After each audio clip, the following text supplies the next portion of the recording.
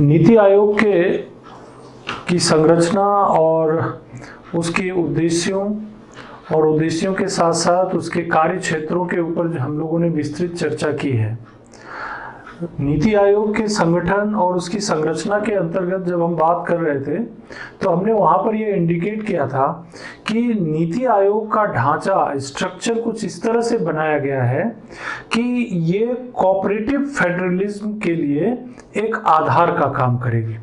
और वहां पर हमने ये भी जिक्र किया था कि इससे संबंधित प्रश्न पूछे जा सकते हैं स्टेट पीएससी या यूपीएससी में या किसी भी अन्य एग्जाम में। आपको इस तरह की बातों पे चर्चा हो सकती है कि नीति आयोग का ढांचा, उसका कार्य, उसकी सोच क्या वास्तविक तौर पर कोऑपरेटिव फेडरलिज्म के लिए एक आधार को पूरा करती है। यहाँ पर हमारा विषय यही है और हम ये समझने की कोशिश करेंगे कि नीति आयोग सहकारी संघवाद का एक आधार है। The NITI Aayog is the basis of cooperative federalism. ये हमारे लिए एक बेसिक पॉइंट है। अब सवाल ये उठता है कि पहले हमें ये समझना पड़ेगा कि संघवाद क्या है, फिर हमें ये समझना पड़ेगा कि सहकारी संघवाद क्या है, और तीसरा बिंदु ये बनता है कि अगर संघवाद और सहकारी संघवाद हमारे देश में है तो फिर नीति आयोग उसे कैसे पूरा कर पाएगा। वो कौन कौन से ऐसे पॉइंट्स हैं जहां से ये हमें दिखाई पड़ता है कि नीति आयोग सहकारी संघवाद की आवश्यकता को पूरा करता है। तो देखिए, हमारा विषय यहाँ पर संघवाद या सहकारी संघवाद के ऊपर डिटेल में जाना नहीं है। हमारा मकसद यहाँ पर नीति आयोग के संदर्भ में ही चर्चा करने का है। फिर भी चूंकि ये एक महत्वपूर्ण विषय है, हम थोड़ी सी चर्चा यहाँ पर संघवाद और सहकारी संघवाद पर भी कर लेते हैं।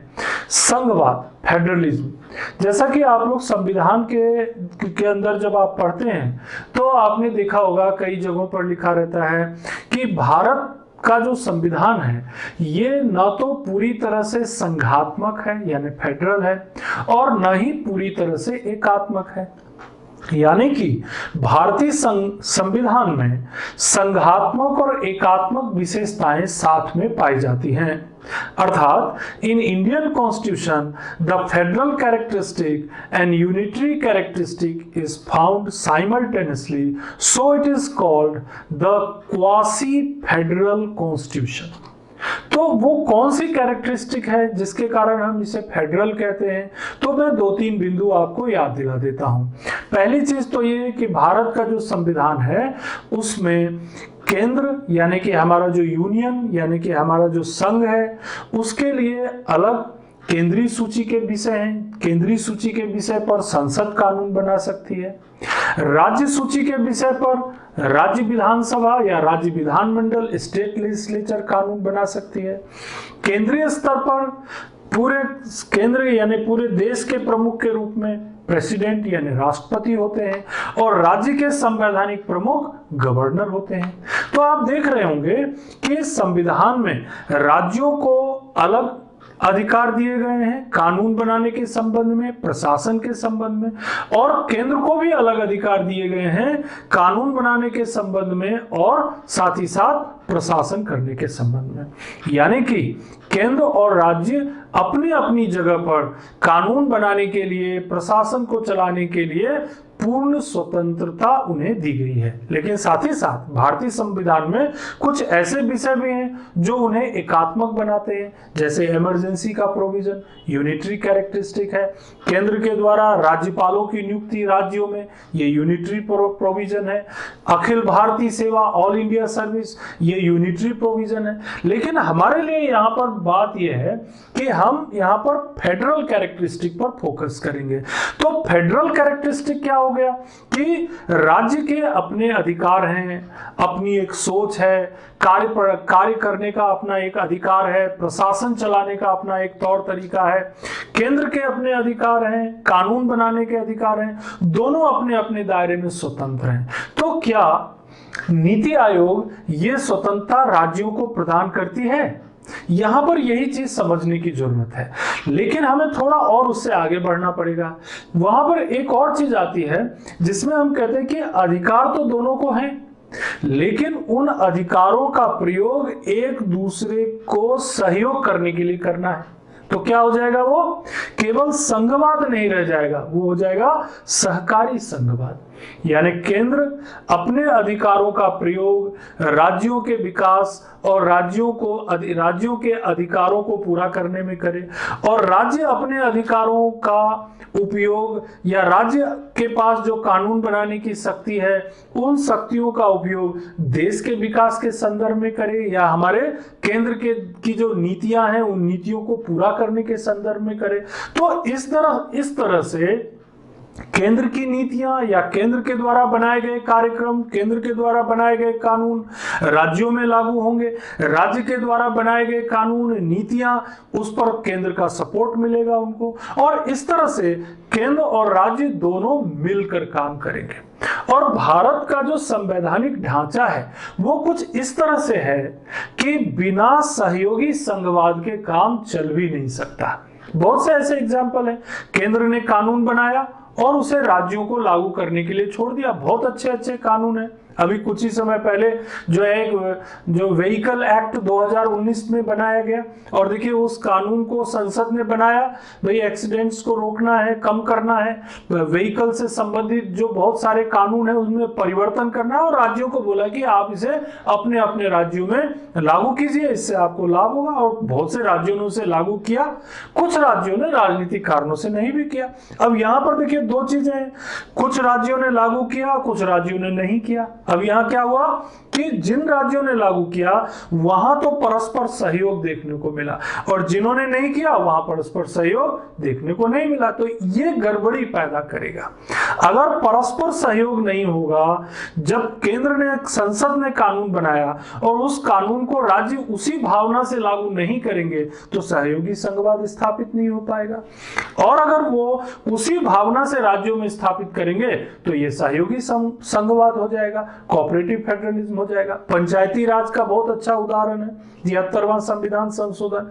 74वें संविधान संशोधन के तहत नगरीय स्थानीय निकाय, अब ये पंचायत और ये नगर, छोटे छोटे शहर जहां पर नगरीय स्थानीय निकाय यानी नगर पालिका, नगर निगम कहाँ होते हैं, राज्यों में होते हैं। अब उन राज्यों में कानून बनाया, 73वां संविधान संशोधन के तहत पंचायती राज एक्ट बनाया, 74वां संविधान संशोधन के तहत नगरीय स्थानीय निकायों के लिए कानून बनाया, और राज्यों को बोला कि आप अपने राज्यों में इसे अपनी विधानसभा में, अपने लेजिस्लेचर में पारित करके उसे अपनी सुविधा के हिसाब से लगाइए, शुरू कीजिए। बहुत से राज्यों ने उसे माना।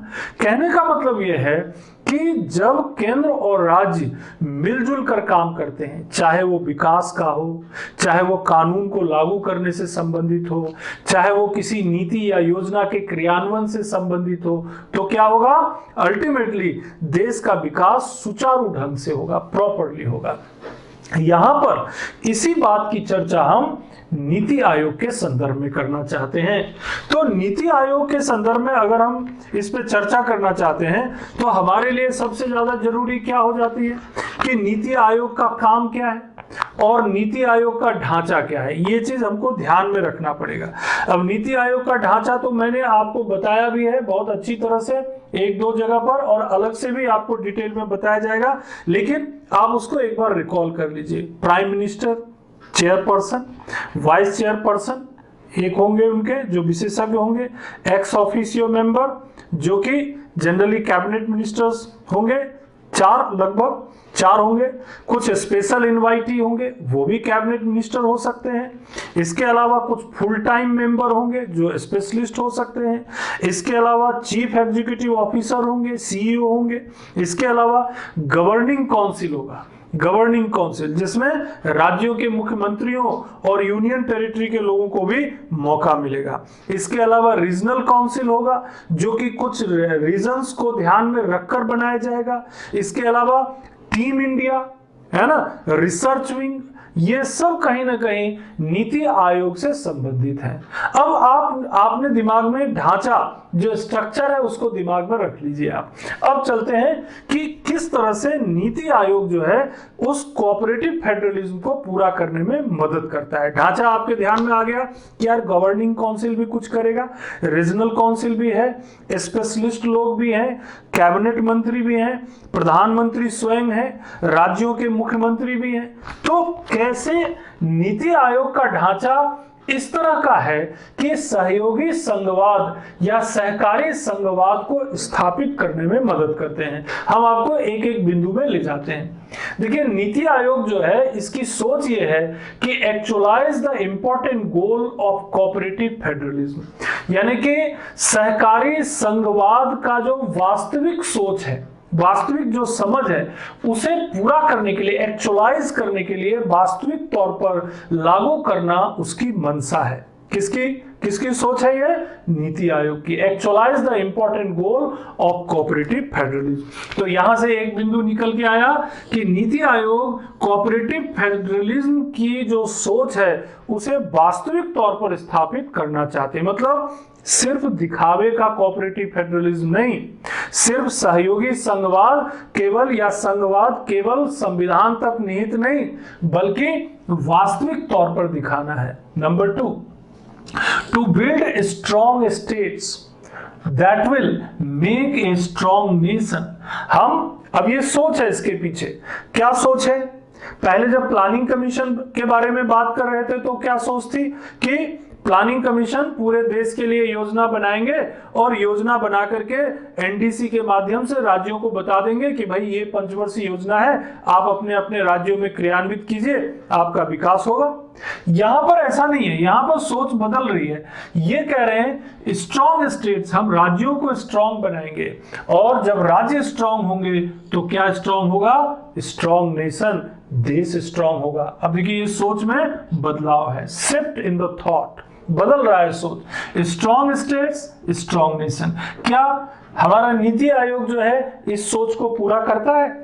ये चीज हमको नीति आयोग के ढांचे में जाकर देखना पड़ेगा कि वास्तव में नीति आयोग स्ट्रॉन्ग स्टेट की खाली बात करता है या वास्तव में स्ट्रॉन्ग स्टेट बनाना भी चाहता है।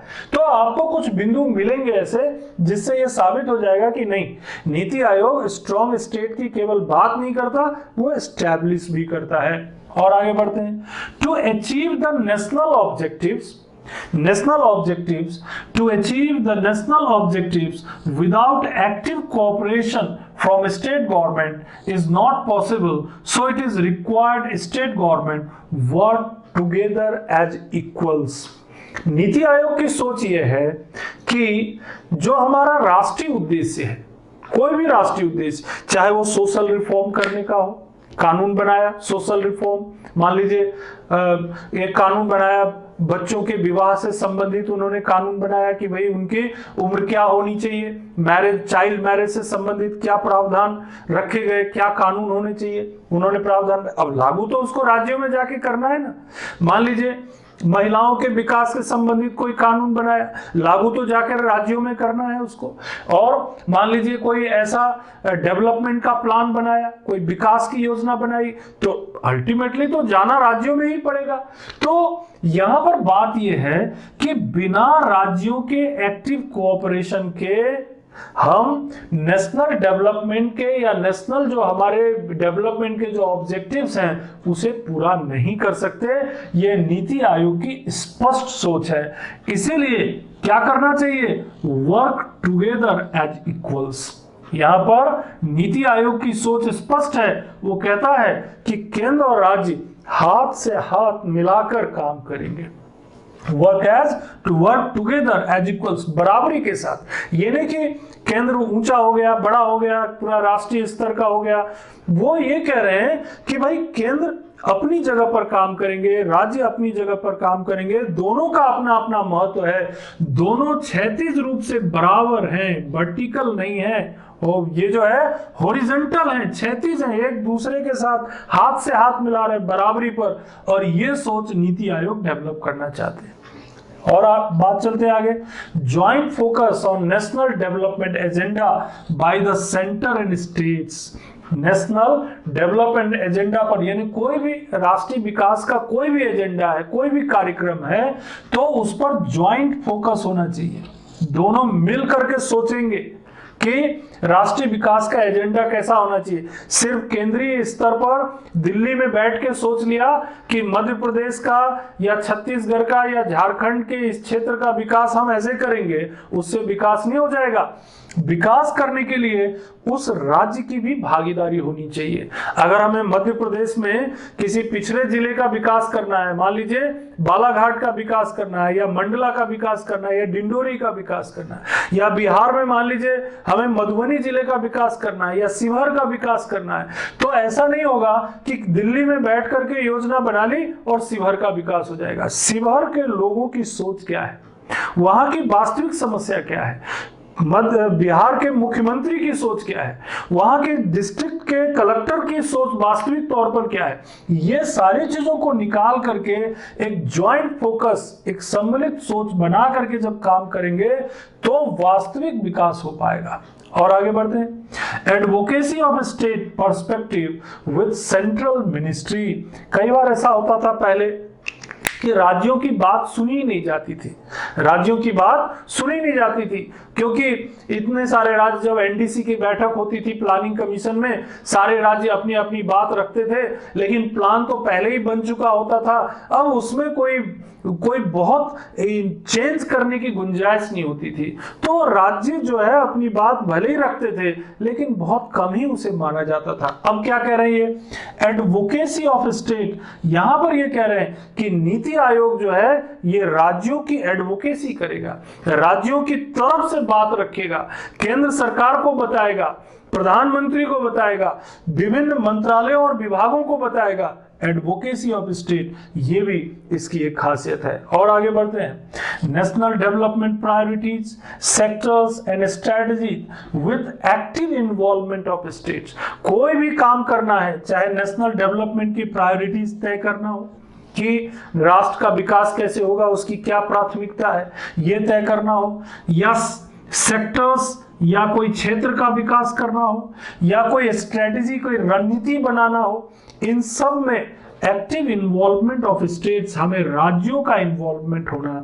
जरूरी है।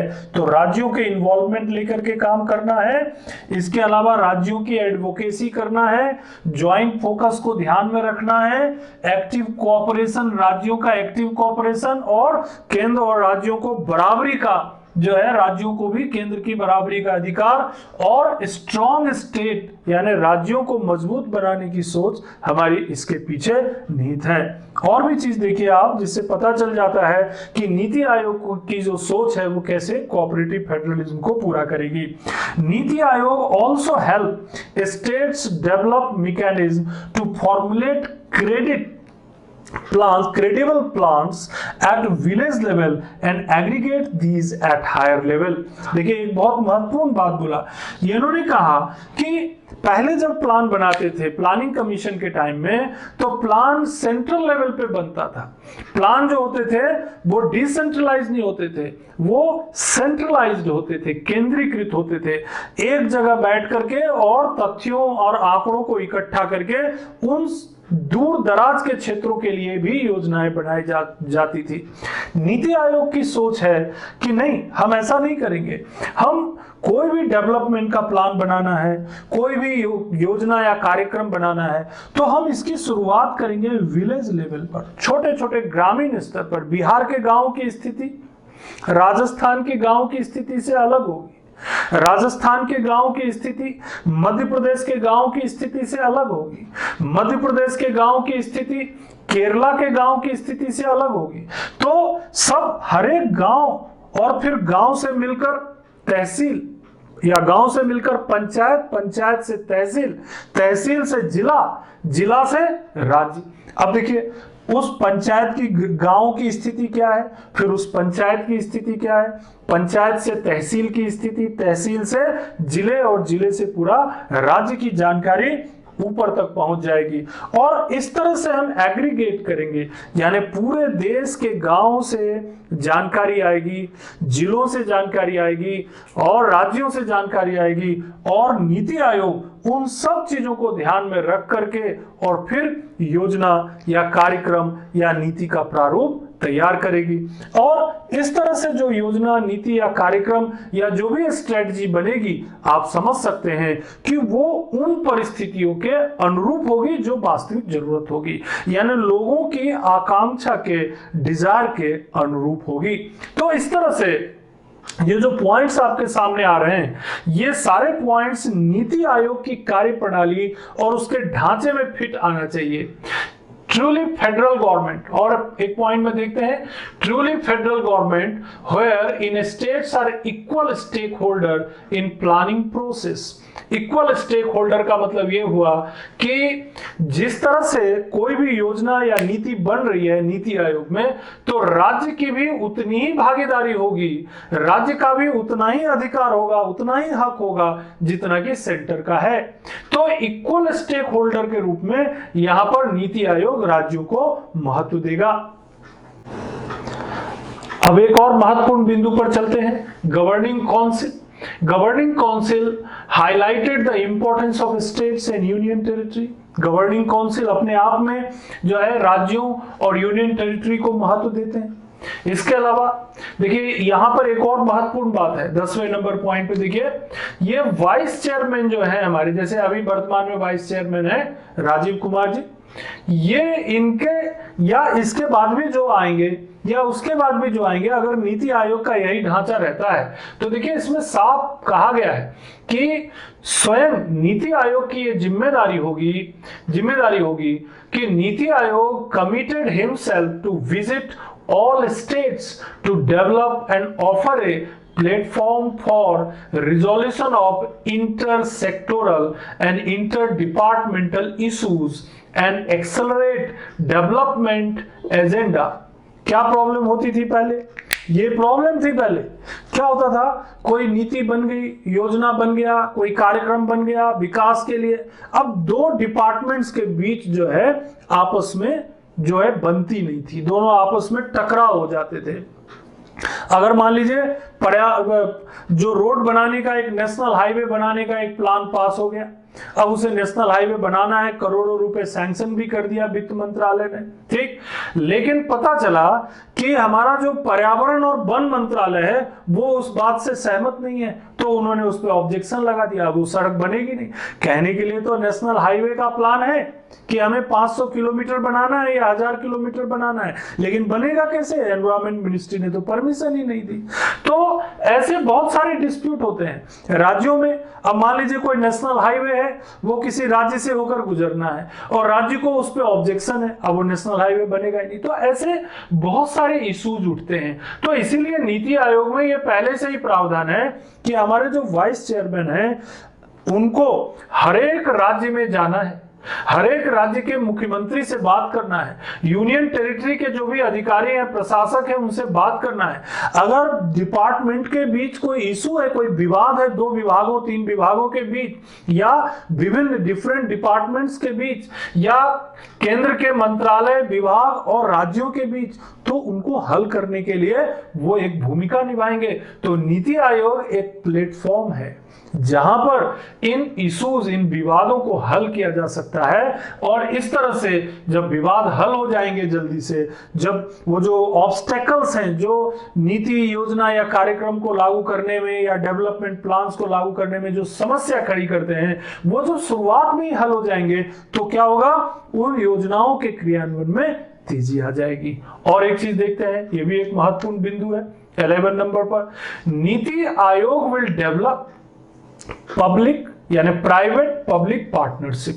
अब क्या है हमारे देश में 1991 की न्यू इकोनॉमिक पॉलिसी के बाद क्या हुआ है कि प्राइवेटाइजेशन अलग अलग सेक्टर्स में, इंडस्ट्री सेक्टर में, सर्विस सेक्टर में, इवन एग्रीकल्चर सेक्टर में भी, इवन देश के प्राइवेट कंपनीज, विदेशों के प्राइवेट कंपनीज मौजूद हैं और उनके सहयोग के बिना हम डेवलपमेंट की सारी योजनाओं को सफल नहीं बना सकते। तो प्राइवेट पब्लिक पार्टनरशिप को बढ़ावा देना।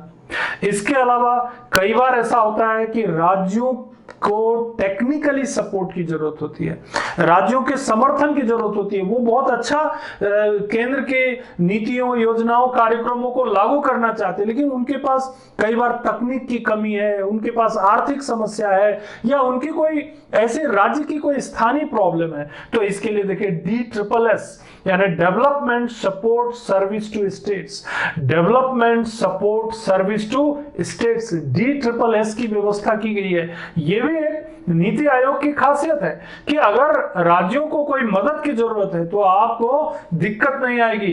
Development support service to states, राज्यों को त्वरित विकास के लिए समर्थन किया जाएगा। और इतना ही नहीं, अगर जरूरत है तो ह्यूमन कैपिटल को भी डेवलप करेंगे। Sustainable action for transforming human capital, ये साथ कहलाता है। नीति आयोग का ये भी फंडा है कि साथ यानी सस्टेनेबल एक्शन, क्योंकि आप विकास करने चाहते हो, आप योजनाओं नीतियों को क्रियान्वित करना चाहते हो, आप स्किल्ड लोगों को डेवलप करना चाहते हो, तो कैसे होगा? तो सस्टेनेबल एक्शन यानी लगातार हमको गतिविधि को बनाए रखना है। किस लिए?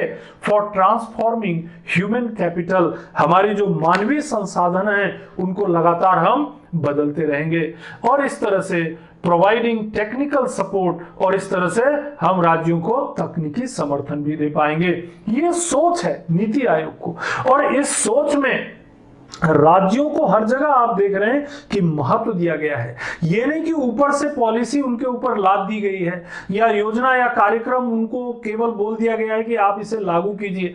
हर जगह उनसे सपोर्ट लिया जा रहा है, और जहां उनको मदद की जरूरत है वहां मदद भी किया जा रहा है। Then special steps for regions of north eastern states, island states and hilly Himalayan states by constitution special forum.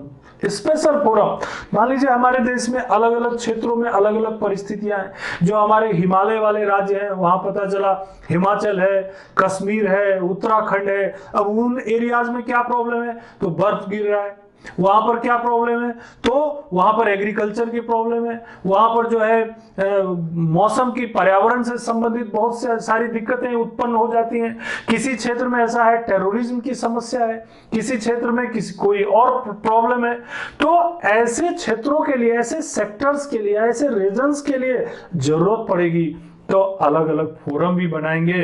जो हमारे जो द्वीपीय क्षेत्र हैं, जो हमारे जो पता चला कि हमारे जो आइलैंड एरियाज हैं, उनके लिए कुछ अलग जरूरत है, अलग तरह से हमें काम करने की जरूरत है, तो वो भी अलग से फोरम बनाया जा सकता है। इसके अलावा नॉर्थ ईस्टर्न जो स्टेट्स हैं, जो पिछड़े हुए राज्य हैं, अलग अलग कारणों से पिछड़े हुए हैं। कहीं पर कोई पता चला कि आतंकवाद की कोई समस्या है, कहीं पर जो है कृषि की समस्या है, कहीं परिवहन ट्रांसपोर्टेशन की प्रॉब्लम, अनेक समस्याएं। तो उन क्षेत्रों में भी जो है रीजनल काउंसिल के माध्यम से उन क्षेत्रों पे फोरम बना करके और उनको डेवलप करने की कोशिश की जाएगी। अब यहां पर आपने ये देखा होगा कि इन 12 बिंदुओं में हर जगह कोशिश ये की जा रही है नीति आयोग के माध्यम से कि राज्यों को बराबरी का हक दिया जाए, उन्हें केंद्र के साथ कंधे से कंधा मिलाकर नीति या योजना बनाने में काम करने का अवसर दिया जाए। अब इन्हीं बातों को अगर आप शॉर्ट में देखें तो देखिए ये कोऑपरेटिव फेडरलिज्म को कैसे पूरा करते हैं। एक तो आपने देखा कि गवर्निंग काउंसिल है।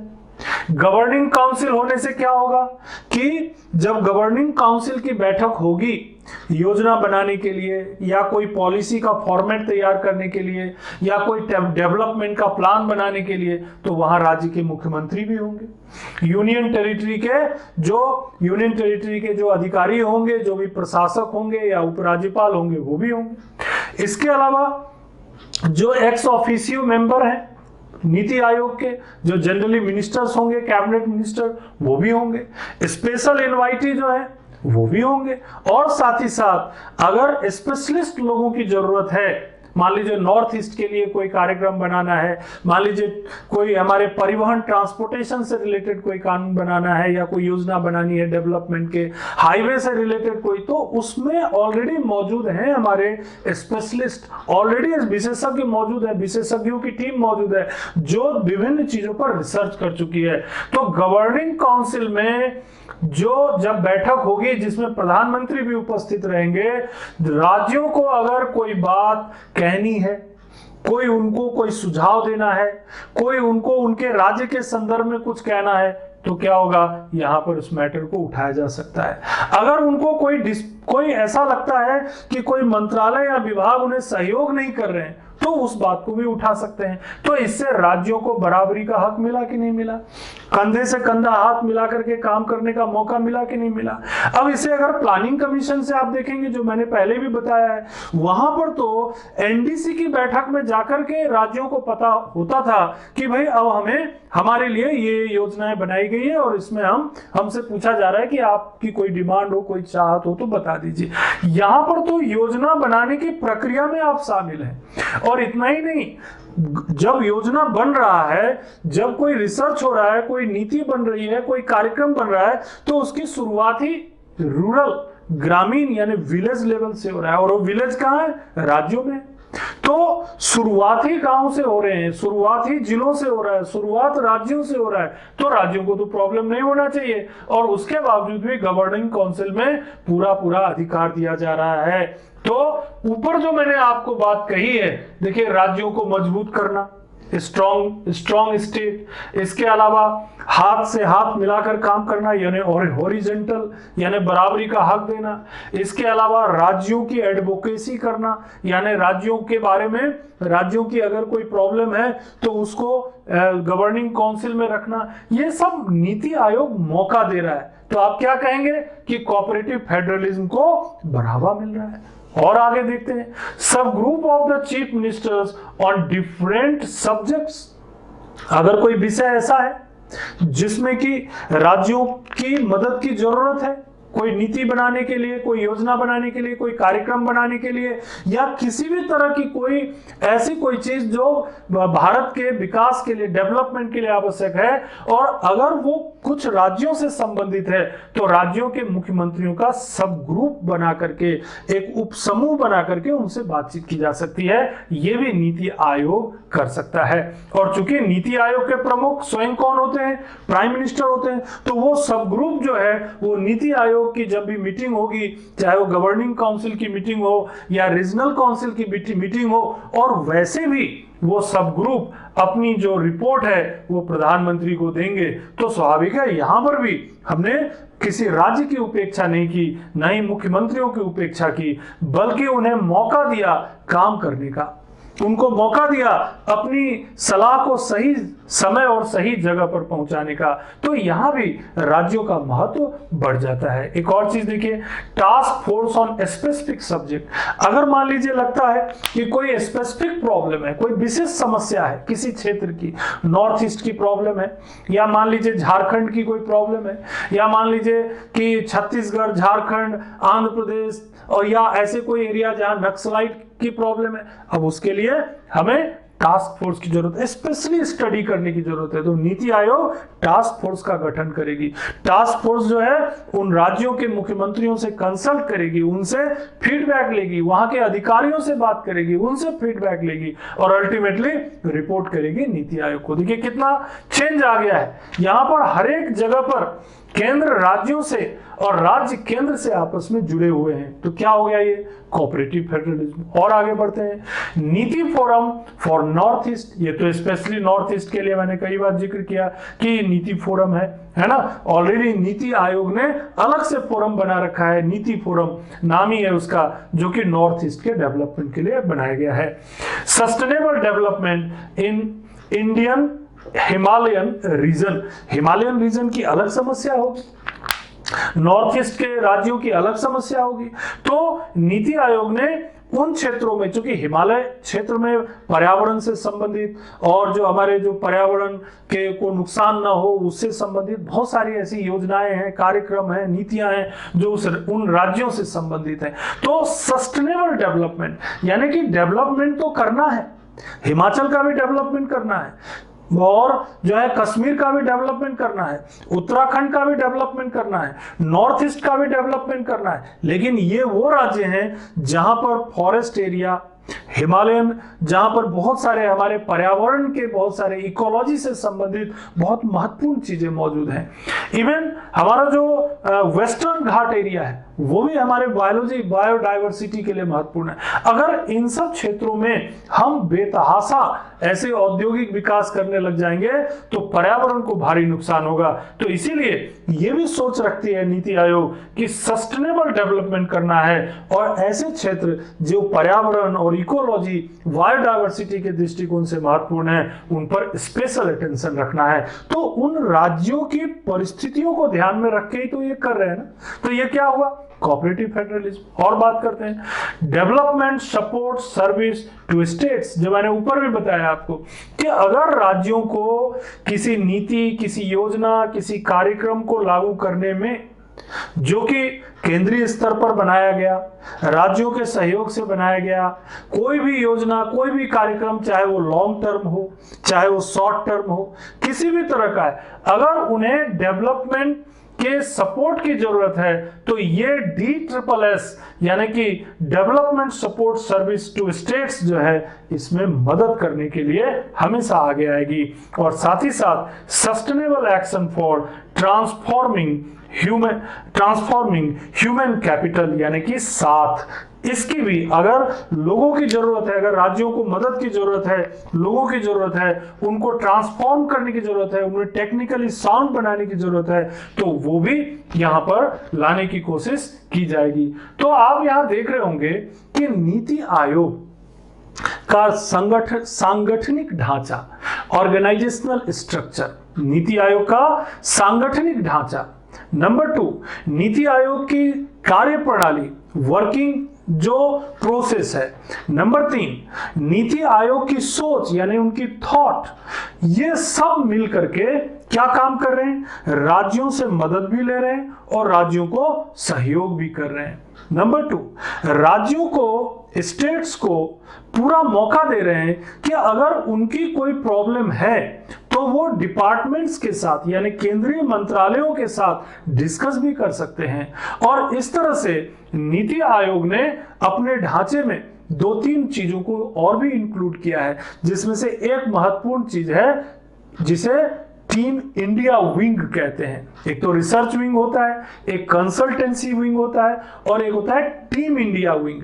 अब टीम इंडिया विंग का मतलब क्या हुआ कि भारत जो है वो विकास के लिए, डेवलपमेंट के लिए क्या है? एक टीम इंडिया है, एक ऐसी इंडिया है जिसमें राज्य, जिसमें यूनियन टेरिटरी, जिसमें केंद्र, सब एक टीम है और उस टीम के सभी खिलाड़ी हैं और सभी को मिल करके विकास के लिए जो योजनाएं हैं, जो नीतियां हैं, जो कार्यक्रम हैं, उन्हें लागू करना है। तो कहने का मतलब ये हुआ कि यहाँ पर पूरी की पूरी जो नीति आयोग का जो ढांचा है, जो कार्यप्रणाली है और जो सोच है, वो कोऑपरेटिव फेडरलिज्म की शर्तों को पूरा करता है। अब चाहे वो स्वच्छ भारत अभियान हो, दैट इज स्वच्छ भारत अभियान हो, या मान लीजिए आपने स्किल इंडिया को विकसित करने की योजना हो, या स्टार्टअप या स्टैंड अप इंडिया का कार्यक्रम हो, या अमृत योजना हो, चाहे जितनी भी योजनाएं, कार्यक्रम पिछले कुछ सालों में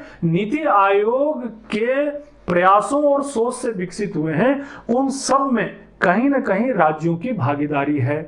केंद्र सरकार उनको उन सारे कार्यक्रमों को पूरी तरह लागू करने में मदद कर रहे हैं, चाहे वो आर्थिक हो या तकनीकी हो। तो ये बात यहां स्पष्ट हो जाती है कि नीति आयोग, कोऑपरेटिव फेडरलिज्म, जिसकी भारत में बहुत ज्यादा जरूरत थी और अभी ये जरूरत और भी तेजी से बढ़ी है, क्योंकि अब वो परिस्थिति नहीं है कि केंद्र में जिस तरह की सरकारें हैं या जो सरकारें हैं वो राज्य में भी हो। पता चला कि केंद्र में किसी और पार्टी की सरकार है, राज्यों में किसी और पार्टी की सरकार है।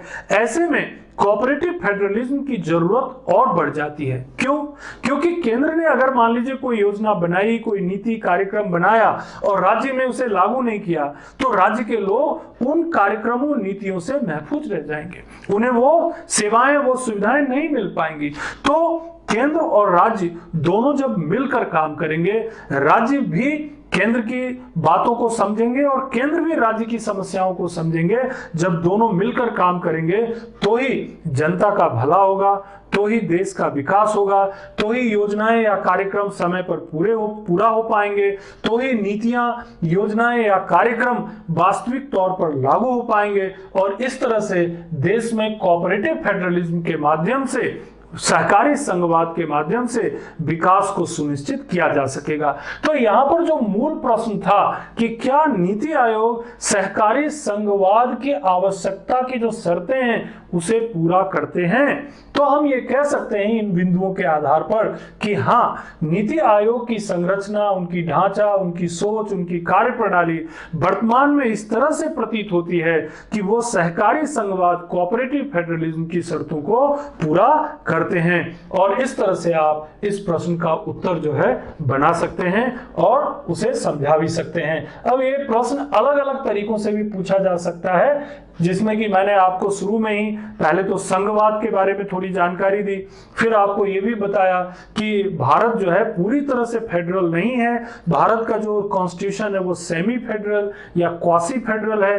फिर उसके बाद हमने ये भी बताया कि भारत में सहकारी संघवाद कैसे स्थापित होगा, तो कोऑपरेटिव फेडरलिज्म के बारे में भी आपको मालूम है। और अल्टीमेटली आपको ये बताने का प्रयास किया कि नीति आयोग क्या जो अपना जो स्वरूप है, क्या वो सहकारी संघवाद की शर्तों को पूरा करता है।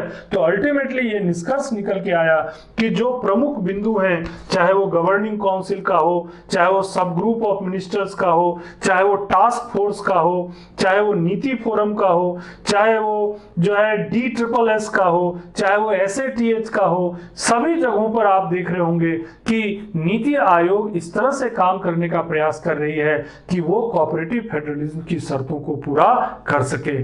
धन्यवाद।